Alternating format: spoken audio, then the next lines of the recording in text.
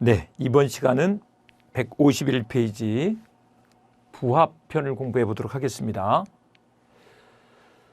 부합은 뭐냐 그러면 이렇게 볼까요? 부착해서 합쳐져 버린 거예요. 이제 이게 첨부라는 게 있는데 부합호나 가공을 합쳐서 첨부라고 합니다. 이거 뭐냐 그러면 물건에 뭔가 물건이 붙었을 때 얘 문제예요. 이래서 새로운 물건이 태어난 것을 첨부라고 한다. 이 부동산의 부합 그러면 뭐냐 그러면 부동산에 뭔가 붙여서 합쳐진 거예요. 이렇게 한번 봐보자고요. 이게 땅이 있는데 그 위에 나무를 심었다고 보자고요. 나무를. 이런 사건이 있었어요. 어느 시골에 주인이 잘 나타나지 않는 임야가 있었던 거예요. 그러니까 갑소유 토지죠. 거기다가 을이 잣나무를 심었어. 잣나무를 이렇게 심었단 말이에요. 그러면 요 잣나무는 땅에 붙어서 합쳐져 버렸죠. 이게 부합이에요. 부합은 부착해서 합쳐진 거, 붙어서 합쳐진 거 이렇게 생각해 주시면 좋겠어요.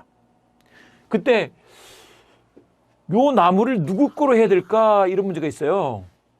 나무를 누구 거로 해야 될까? 근데 나무를 베내면 다른 거지만 붙어 있는 동안에는 이게 심은 사람 거야? 아니면 갑 거야? 이게 문제가 되는데 법에서 이렇게 한다. 원래 땅 주인, 부동산 소유자의 소유가 된다 이렇게 말한다. 부동산 소유자의 소유가 돼버려. 을 소유가 되려면 부속시킨 자의 소유가 되려면 그 사람이 땅을 빌려서 지었어야 돼. 심었어야 돼. 그래서 지상권이나 임차권 같은 권원이 있었어야 된다. 네. 그래서 빌려서 심었으면 을 소유가 된다는 것이다. 그래서 무단으로 남의 땅에다가 나무를 심은 거예요. 그러면 그 나무는 땅 주인 거가 돼버린다. 심은 사람 소유가 되려면 그 사람이 땅을 빌려서 심었어야 된다. 이제 그런 걸 지상권 또는 임차권, 임대차, 렌트해서 심었어야 돼. 이런 뜻이다. 네, 이렇게 돼 있고요. 근데 이런 거 한번 생각해 볼까요? 간혹 이제 이런 경우도 있을 수 있는데요. 갑이 고향에 있는 토지를 좀 비워놨어요. 근데 거기다가 그 동네 사람 을이 무단으로 건물을 지었다고요. 이런 경우에는 건물은 남의 땅에 그냥 지었어도 이건 토지와 건물은 별개 부동산으로 봐요. 그래서 건물은 부합되는 것이 아니다. 토지에 부합되는 것이 아니다. 이 원리도 좀 알아두셔야 되겠습니다. 그러니까 토지 건물은 별개로 봐요. 근데 앞서서 그런 얘기 들었죠. 토지 주인이 따로 있고 건물 주인이 있는데 건물은 지은 사람 소유가 된다 그랬죠. 을이 지었어. 그러면 이제 갑소유 토지, 을 소유 건물 이렇게 되는 거죠. 그래서 여기 갑소유 토지가 있는 거예요. 근데 을이 남의 땅에다 그냥 건물을 지었네. 그러면 이제 갑은 을을 상대로 해서 그 건물 치워 이렇게 청구할 수 있게 되죠. 건물 철거 청구를 할 수가 있다. 그리고 이제 이 건물로 대지를 누르고 있으니까 대지 돌려줘. 대지 인도 청구를 할 수가 있다. 이게 되죠. 이게 물권적 청구권이 된다는 것이다. 소유권에 의한 물권적 청구권으로서 이렇게 하는 것이다. 건물 철거 청구, 대지 인도 청구를 할 수가 있다. 됐죠? 이렇게 된다는 것입니다. 그냥 나무를 심으면 이 경우는 심은 사람 소유가 안 된다. 네, 건물은 무단 건축을 했어도 지은 사람 소유다. 네, 요거 한번 봐두십니다. 그래서 이렇게 된다는 거. 그 다음에 한 가지 좀 더 봐보시면 우리 이제 건물 중에서도 이런 것들이 있을 수 있어요. 부동산의 부합 그랬는데 부동산 그러면 이제 토지 건물 이렇게 말하죠. 봐보시면 요게 갑이 건물을 갖고 있는, 토지를 갖고 있는데 그 위에 건물을 갖고 있다고 보자고요. 갑이 건물을 갖고 있어. 근데 그 건물 위에 건물이 증축이 됐어. 이것도 건물도 부동산인데 건물에 증축이 되면 이건 붙어서 합친 거잖아요. 합쳐진 거니까 이 증축된 것은 어떻게 볼 것이냐, 부합됐다고 볼 것이냐, 아니면 그 부분을 독립된 소유권으로 인정할 것이냐, 이 문제예요. 근데 기본적으로 부합됐다 이렇게 말한다. 그래서 부합된 물건을 부합물 이렇게 말하죠. 부합물. 나무는 부합물이야. 건물이 증축되면 그건 부합물이야. 그러니까 하나가 돼버린 거죠. 원래 주인이 갖는 거예요. 그런데 이 경우에 부합되지 않고 독립된 소유권으로 있을 수도 있다. 그거를 예를 들면 우리 그 빌라 같은 것들을 한번 생각해 보자고요. 빌라를 증축을 했대요. 근데 증축을 하면서 그것들을 이렇게 하는 거죠. 증축을 하면서 그거를 어떻게 하느냐. 자기가 구분 소유하기로 하고, 아니면 그걸 가지고 또 분양하기로 하고, 아니면 원래 이 건물이 있는데 그 사람이 이건 자기 거로 하고 또 증축하기로 했대. 이럴 수도 있죠. 그래서 권원이 있으면서 독립된 구조로 돼 있으면, 특히 독립성 이렇게 얘기를 하고 있는데, 아니 이 건물이 한 건물이야. 1층 통해서 2층으로 올라가야 돼. 그러면 그건 그냥 한 건물로 봐야지. 그냥 들어가는 입구가 달라. 그렇게 만들어줘야 이게 부합되지 않는 것으로 볼 수 있다는 거죠. 그래서 권원과 독립성 이런 얘기를 한다. 됐죠? 요게 이제 어디에서 나중에 문제가 되느냐 그러면, 만약에 봐보세요. 갑소유 건물에 저당권 설정을 했어요. 근데 나중에 건물이 증축이 됐네. 3층짜리 건물이 4층이 됐다고 보자고요. 그랬을 때 이게 부합된 경우에 있어서는 그냥 한 건물로 봐야 될 거 아니에요. 나중에 경매되더라도 같이 넘어가는 거예요. 같이 넘어가도록 이렇게 하는 것이 부합이다. 그러니까 혹시 나중에 경매 목적으로 평가되지 않았어도 경락인은 4층까지 다, 그러니까 증축된 부분까지 다 소유권을 취득하는 거죠. 그 증축된 부분을 톱으로 썰어낼 게 아니잖아요. 그러기 위해서 하는 것이다. 봐보세요. 앞서도 우리 보신 것처럼 또 만약에 이 갑소유 토지에 을이 나무를 심었는데 이 을 수목이 있어요. 을이 심긴 심었는데 따로 말이 없었어. 근데 여기에 저당권 설정을 해놨다고 보자고요. 근데 빚을 못 갚아서 경매가 됐어. 그러면 이 나무까지도 한꺼번에 소유권이 넘어간다, 이런 뜻이라고. 그냥 우리가 매매를 했어. 그러면 따로 말이 없으면 그 나무는 원래 주인이 심은 거라도 그냥 주인 거잖아요. 그러면 한꺼번에 넘어간다는 거죠. 따로 거래가 이루어지지 않는 한은. 이해됐죠? 그럴 때 의미가 있는 것이다. 네, 이렇게 봐주시고요. 여기를 151페이지 제256조 조문을 한번 읽어보도록 하겠습니다. 부동산 A 부합, 여기를 보겠습니다. 시작.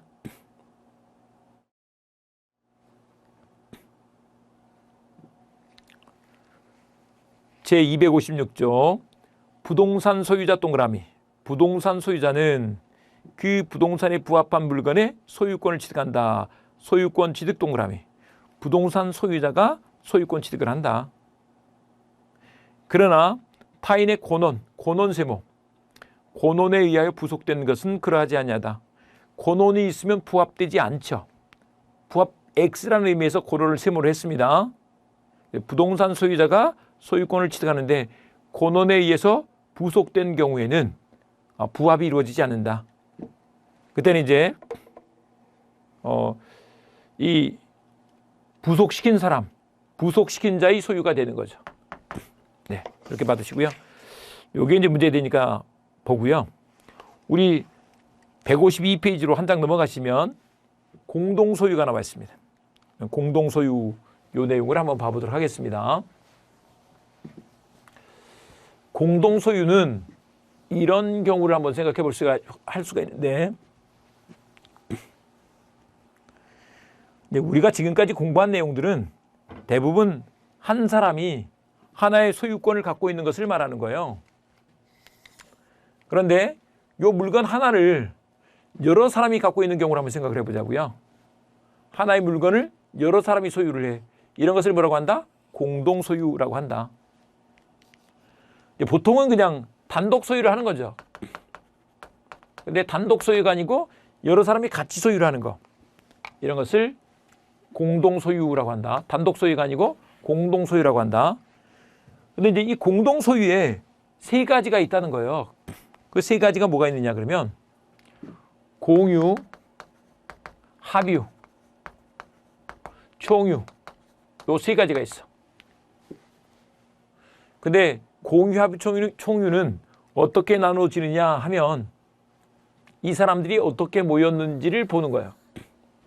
그래서 예를 들면 가불병이 종중교회예요.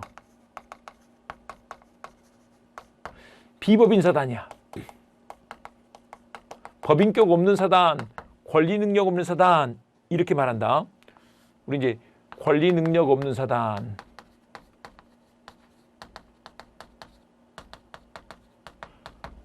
권리 능력 없는을 법인격 없는 이렇게도 씁니다.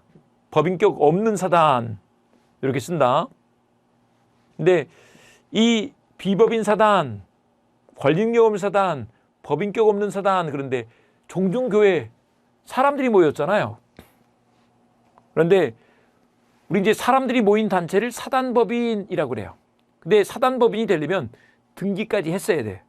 근데 종중교회는 등기를 안 했어요. 등기하는 걸 싫어해. 그리고 이제 교회 같으면 세상법에 터치를 받는 걸 싫어해요. 문중 같은 경우도 이제 문중의 선산 같은 것들이 있는데 대부분 등기를 안 해놓죠. 누가 나서서 등기할 사람도 없고 등기를 안 해놨단 말이에요. 근데 어쨌거나 그 문중 선산이 있긴 있네. 그러면 뭔가 요거를 따로 좀 관리해 줄 필요가 있겠네. 그럴 때 그 문중 사람들이 총유한다 이렇게 말한다. 교회 같은 경우는 교회 건물을 교인들이 총유한다 이렇게 말한다. 근데 이제 합유는 뭐냐 그러면 합유는 이렇게 한다. 가불병이 우리 이제 조합을 이루고 있는 거야. 조합은 뭐냐 그러면 법적으로 동업이라 그래요. 공동사업. 우리 이제 민법에서 조합은 공동사업을 줄이면 동업이 되는 거예요. 동업이 훨씬 더 익숙하자. 야, 우리 이렇게 출자해서 뭐 이제 여자분들 같으면 식당 해보자. 너 음식 솜씨 좋고 내가 계산 잘하고 또 손님 접대 잘하니까 같이 모여서 한번 해보자. 동업을 하는 거예요. 근데 동업을 하는데 거기 있는 뭐 식기류라든지 이런 것들도 같이 돈 내고 샀죠. 그러면 합유라고 한다. 합유. 우리 만약에 이제 여러분들이 합격해서 이렇게 하실 수도 있어요. 사무실을 혼자 운영하기는 좀 버거워. 근데 이제 사무실 그냥 같이 쓰는 정도 가지고는 동업이라고 말할 수가 없고요. 같이 동업을 해서 이익을 같이 나누는 경우. 또 어떤 뭐 저 주인이 따로 있고 가서 뭐 이 소공으로 일하는 걸 말하는 게 아닙니다. 같이 투자를 해서 같이 했어. 그러면 그 관계가 조합이 될 수가 있다는 거죠. 조합인데 거기에 물건들이 있어. 그걸 뭐라고 한다? 합유라고 한다. 근데 이제 그런 관계가 아닌 것들을 공유라고 그래요. 근데 이제 세상에는 공유가 훨씬 더 많아요. 어떤 공유가 있느냐 그러면 가장 대표적인 것이 부모님 돌아가시고 아직 그 재산을 나누기 전까지는 형제 자매가 그 아버지 어머니가 남겨둔 상속 재산을 공유한다 이렇게 말한다. 공유. 됐죠? 공유한다. 네, 이렇게 되죠. 또 이런 경우들도 있잖아요. 왜? 기획부동산에서 어떤 땅이 있는데 그것을 분양을 해. 근데 한꺼번에 다 한 덩이로 팔기가 어려우니까 그걸 지분으로 나눠서 파는 거예요. 그러면 이제 공유를 하게 되죠. 근데 그 옆에 공유자가 누군지도 몰라요. 아무 상관없는 거야. 모르는 사람이에요. 그런 것이 공유가 된다. 근데 이제 이 공유는 어쨌거나 내가 산 만큼 내 상속분만큼 지분이라는 게 있죠. 지분. 여기 있다. 합유도 우리 동업하면서 내놓은 만큼 지분이 있는 거예요. 근데 총유는 그런 지분 개념이 없죠. 지분은 이런 거예요. 이 분자가 나눌 분자예요. 하나의 소유권을 이렇게 나눠서 갖는 것을 지분이라고 한다. 지자가 가질 지자요. 나눠 갖는다고. 나눠 갖는 거. 소유권 하나를 나눠 갖는 거. 요거를 지분이라고 하는데 그 공유 같은 경우에 지분이 있단 말이에요. 합유도 자기가 출자한 만큼 지분이 있죠. 근데 총유에서는 그런 지분이 없다. 이렇게 생각해 보시면 되죠. 내가 사업하려고 하는데 지금 자금이 부족해요. 그런데 교회 건물 팔아줄 거 아니잖아요. 문중의 선산 팔아줄 거 아니죠. 지분 개념 없어. 그냥 내가 그 교인이니까 그 문중 사람이니까 그냥 같이 총유한다 이런 의미지 재산적 의미는 없죠. 내 거다 이런 개념이 없어요. 근데 공유 합의에서는 내 거다 이런 개념이 있는 거죠. 투자한 게 있으니까 또 뭐 상속받은 게 있으니까 네, 이런 거 이렇게 되는 것입니다. 이런 개념 정도를 좀 알아두시고요. 그런데 요게 이제 물건일 때는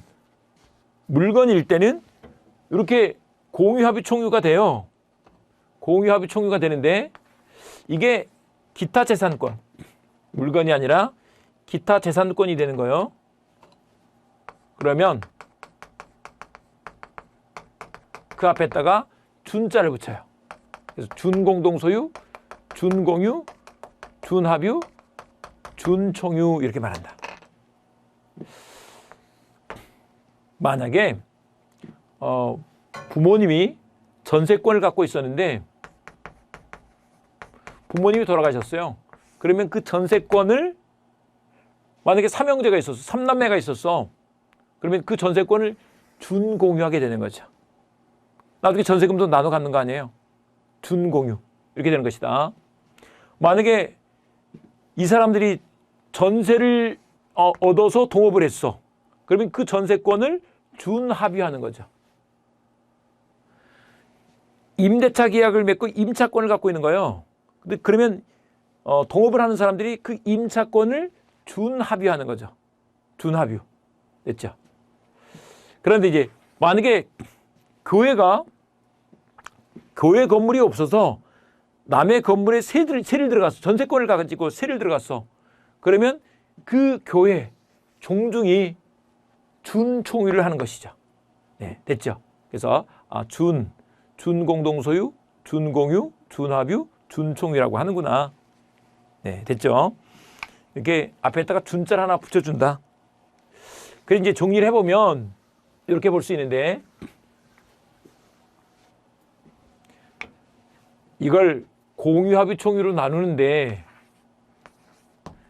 이 사람들의 인적 혈합 형태가 뭐냐에 따라서 권리 능력 없는 사단의 소유 형태, 종중교회를 말씀드렸습니다.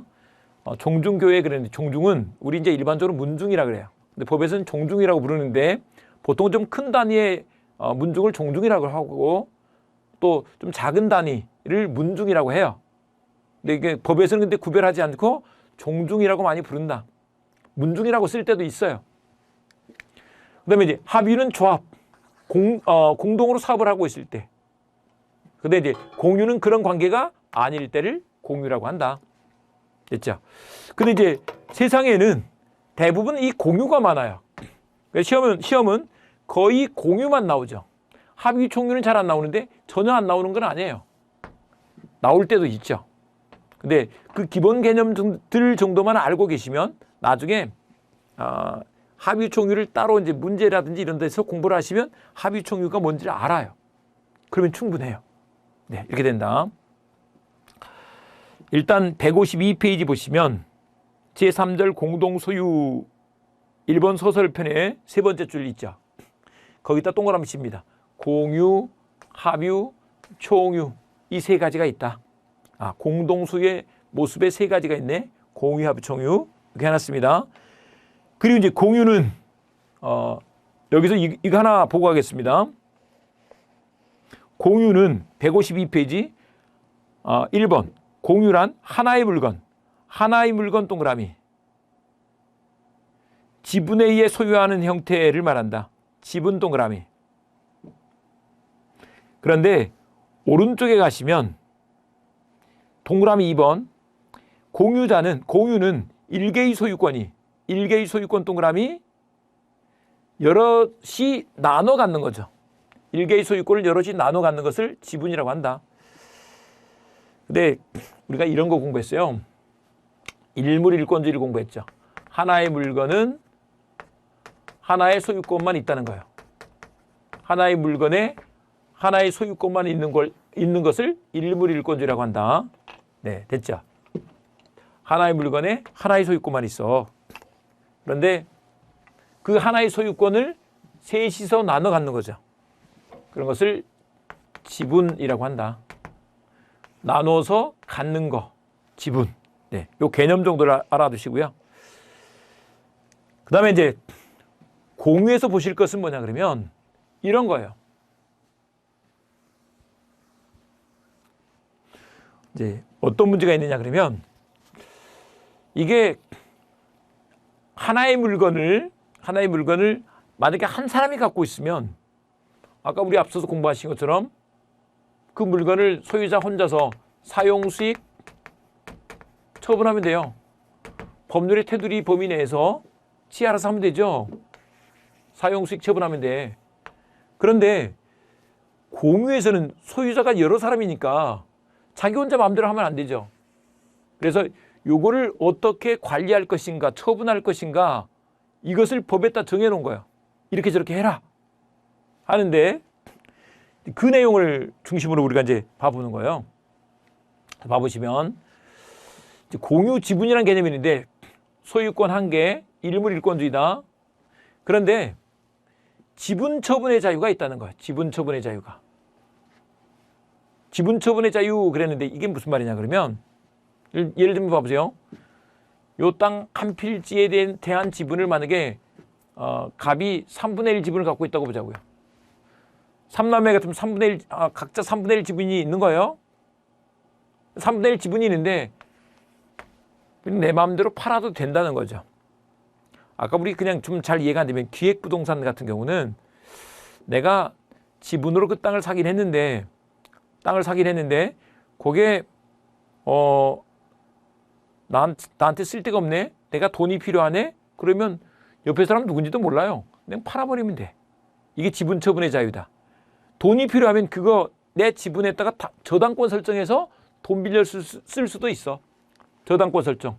이런 게 가능한 거죠. 그래서 지분 처분의 자유가 있다. 이렇게 말하죠. 지분 처분의 자유가 있어. 요게 이제 우리 앞서서 본 거 잠깐 한번 봐보세요.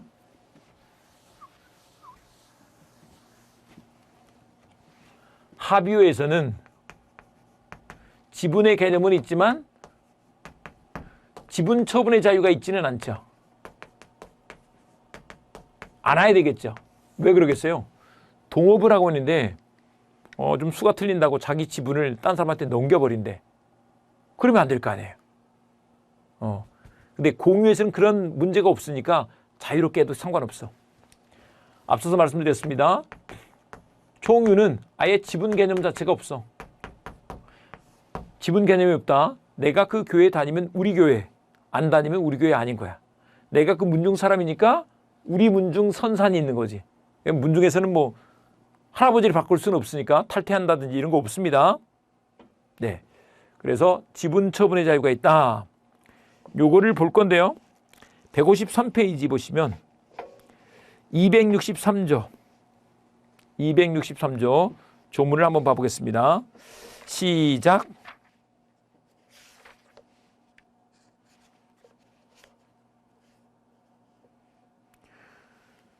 공유자는 그 지분을 처분할 수 있고 지분 처분 동그라미. 공유물 전부를 지분 비율로 사용수익할 수 있다. 사용수익 문제도 있는데 지분 비율로만 사용수익할 수 있다. 이렇게 되는 것입니다. 네, 이렇게 해두시고요. 그런데 265조 이런 문제인데 보존행위 문제가 있어요. 우리 이제 이렇게 원칙을 정해놨는데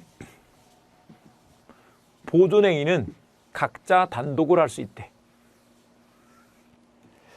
각자 단독을 할 수 있대. 그런 것으로 물권 덕청권 행사하는 거예요. 그다음에 이제 그런데 관리행위는 지분의 과반수로서 할 수 있다는 거예요. 그 지분의 과반수가 되는데 관리행위가 뭐냐? 이용계량이죠. 우리 이제 요거 공부했었죠. 민법 공부할 때는 관리처분 이렇게 해두는데 이 관리처분과 관련해서 이 항상 민법 공부할 때 관리처분 이렇게 같이 알아두시고요. 근데 이랬다가 또 떼기도 해요. 관리처분. 근데 이제 관리행위 그러면 우리가 대리에서 공부했죠. 보이게가 있다 이렇게 말해요. 보는 보존행위 그리고 이용 계량하는 행위. 이 이용 계량하는 행위는 성질이 변하지 않는 범위에서만 할 수 있죠. 근데 보존행위는 무제한으로 할 수 있고요. 근데 일반적으로 관리행위는 보이게 해요. 그런데 따로 보존행위를 각자 단독으로 할 수 있다 그랬죠. 그러니까 여기서 관리행위는 이개만 할 수 있는 거죠. 쓰고 좋게 만들고 뭐 임대차 계약을 체결하는 것들 또 임대차 계약을 해지하는 것들 이런 것들은 관리행위가 돼요. 이렇게 된다는 거죠. 근데 이제 처분 변경하는 거 요건 전원 동의가 있어야 된다 이렇게 말한다. 전원의 동의가 있어야 돼. 나대지에 건축하는 것들이 그렇다고 그래요. 이런 거 한번 생각해 보자고요. 갑을병이 대지를 공유하고 있는데 각자 따로 말이 없으면 이제 n분의 1로 지분을 갖고 있는 거예요. 그래서 갑을이 만약에 병하고는 합의가 안 돼서 갑을이 둘이서 건물을 지었다고 보자고요. 그런데 요건 이렇게 하면 안 된다는 것이다. 나대지에 건축하는 것은 처분 변경이 되는 것이기 때문에 관리행위가 아니라는 거예요. 전원 동의가 있어야 돼. 그러니까 지으려면 갑을병 셋이 다 지어야 되는 거죠. 만약에 이런 경우도 있을 수 있어요.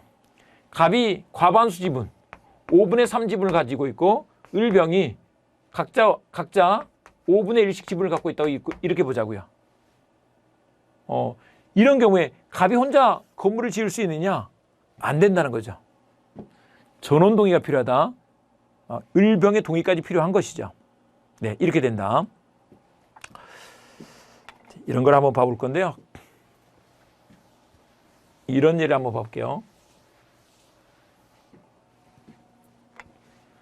갑을병이 공유를 하고 있는데 이거를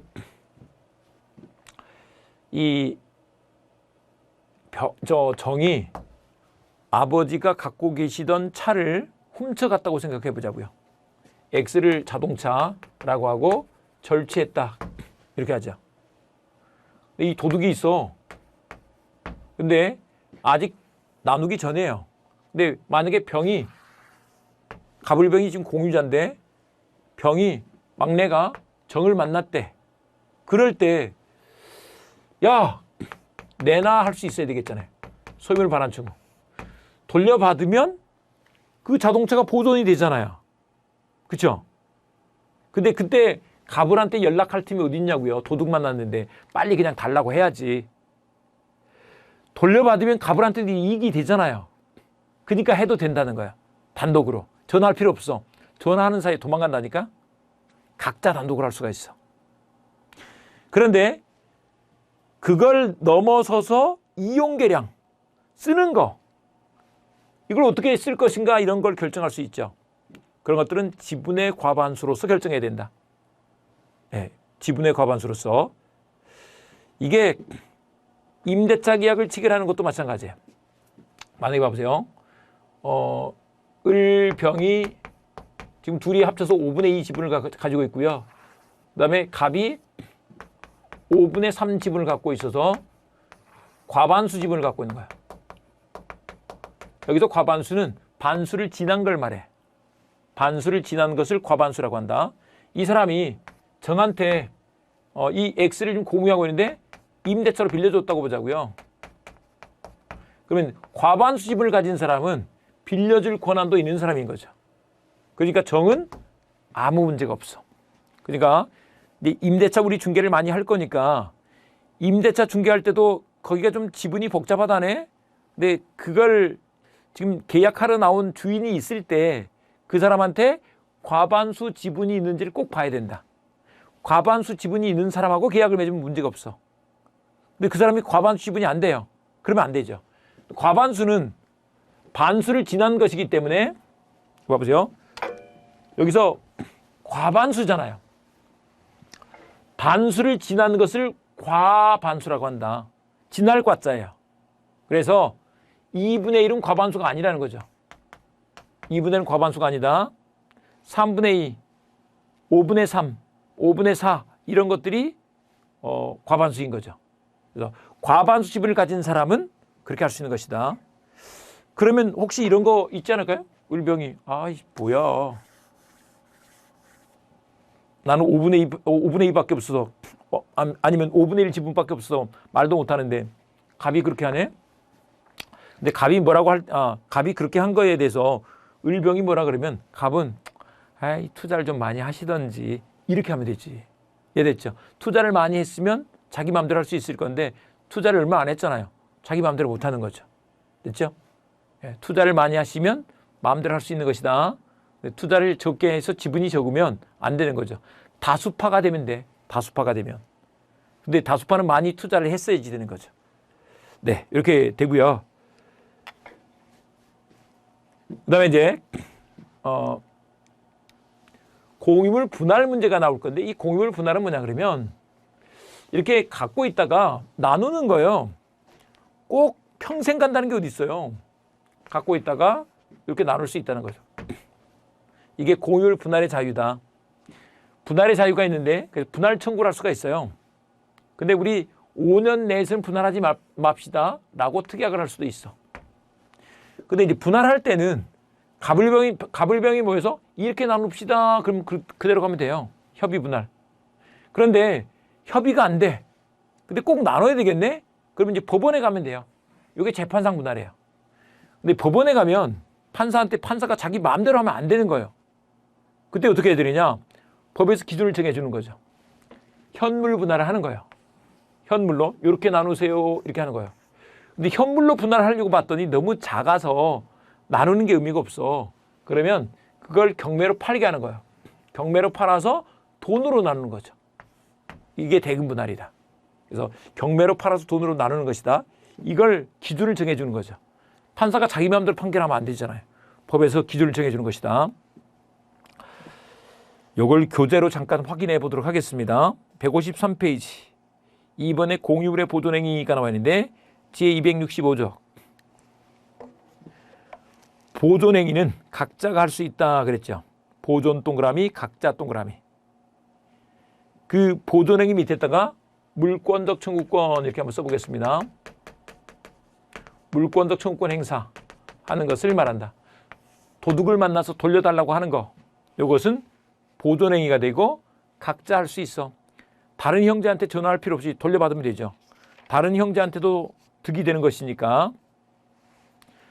그 다음에 넘어가셔서 154페이지 공유물의 관리행위 나와 있는데 265조 조문 한번 읽어보겠습니다. 시작.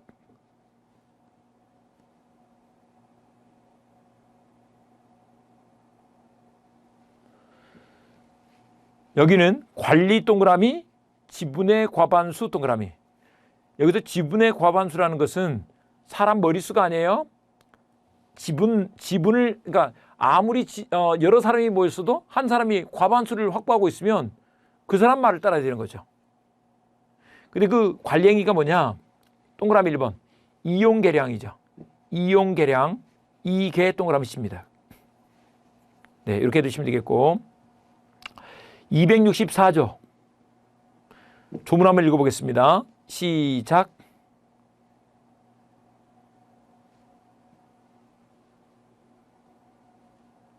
여기는 공유자는 다른 공유자 동그라미, 처분 동그라미, 변경 동그라미, 처분하거나 변경하지 못한다. 처분 변경할 때 다른 공유자의 동의가 필요해. 처분 변경 이렇게 된다. 네, 이렇게 해두시고요. 그 다른 공유자 밑에다가 다른 공유자 전원. 다른 공유자는 다른 공유자 전원을 말하는 거죠. 전원 이렇게 써둡니다. 처분 변경 밑에 건물 신축 이렇게 한번 써보겠습니다. 나대지에 건물 신축하는 것은 처분 변경이다. 네, 이렇게 해두시고요. 그 다음에 이제 4번에 공유물 분할이 나와 있죠. 그 공유물 분할과 관련해서 한번 봐보겠습니다. 일단 268조 1항만 한번 읽어보겠습니다. 1항만 시작.